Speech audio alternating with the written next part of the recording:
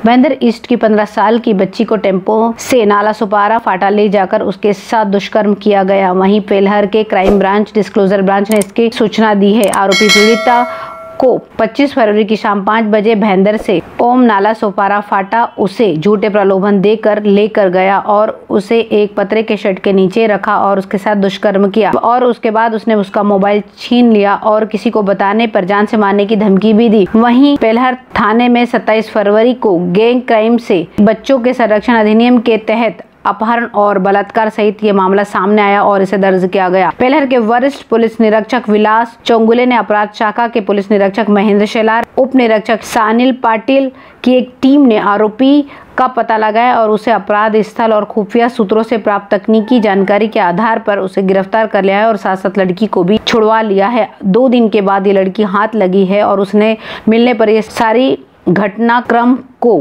प्रस्तुत किया। चलिए देर से ही सही, आखिर प्रशासन जागा तो सही। मीरा भाईंदर नगर आयुक्त दिलीप ढोले के मार्गदर्शन में स्वच्छ सर्वेक्षण, माझी वसुंधरा जैसे अभियान चलाए जा रहे हैं। ऐसे अभियान के तहत नगर पालिका विभिन्न गतिविधियों को भी क्रियान्वित कर रहा है। इसी पृष्ठभूमि में डॉक्टर नाना साहेब धर्माधिकारी के शताब्दी दिवस के अवसर पर 1 मार्च की सुबह नाना साहेब धर्माधिकारी प्रतिष्ठान ने एनएमसी के 36 स्कूलों और परिसरों की सफाई की है। मीरा भाईंदर नगर पालिका के सभी विद्यालयों की सफाई आयुक्त ने शिक्षा विभाग को बताया कि इस तरह से उन्होंने सफाई करवाई है, जिसके अनुसार जनता में स्वच्छता के प्रति जागरूकता पैदा करने की एक शुरुआत की है।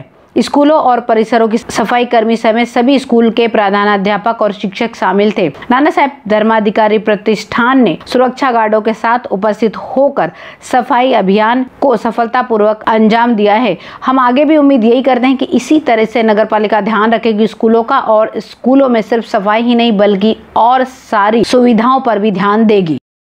मीरा भाईंदर के फैमिली केयर अस्पताल में इलाज की आड़ में एक कोरोना मरीज को फर्जी पर्चे बनाकर मेडिकल चालक की मिलीभगत से अन्य दवाओं के नाम पर आर्थिक रूप से लूटने का मामला दर्ज किया गया है। इसके साथ साथ मेडिकल चालक के खिलाफ भी मामला दर्ज किया गया है। शिकायतकर्ता शाहीन खान के पिता लियाकत अली खान को कोविड संक्रमण के चलते 19 अगस्त 2020 को मीरा रोड स्थित फैमिली केयर अस्पताल में भर्ती कराया गया था। उसके बाद 15 नवम्बर तक उनका इलाज चला। अस्पताल में प्रासंगिक जो भी दस्तावेज होते हुए जमा कराए गए और उनके पास स्टार हेल्थ इंश्योरेंस कंपनी का इंश्योरेंस भी था। रोगी का इलाज डॉक्टर अजीत अवध कर रहे थे। उन्होंने कोविड से उनकी हालत ज्यादा खराब होने का दावा करते हुए कुल 9 रेमडेसिविर इंजेक्शन लगाने का आदेश दिया था। इसके बाद पैसा मेडिकल दुकानदार को देना था, लेकिन वो 2 दिन बाद उसने जब मांगना शुरू किया तो ये सारा प्रकरण सामने आया और इस तरह से इसकी सच्चाई पता चली और फिर उसके बाद ये शिकायत पुलिस में दर्ज की गई।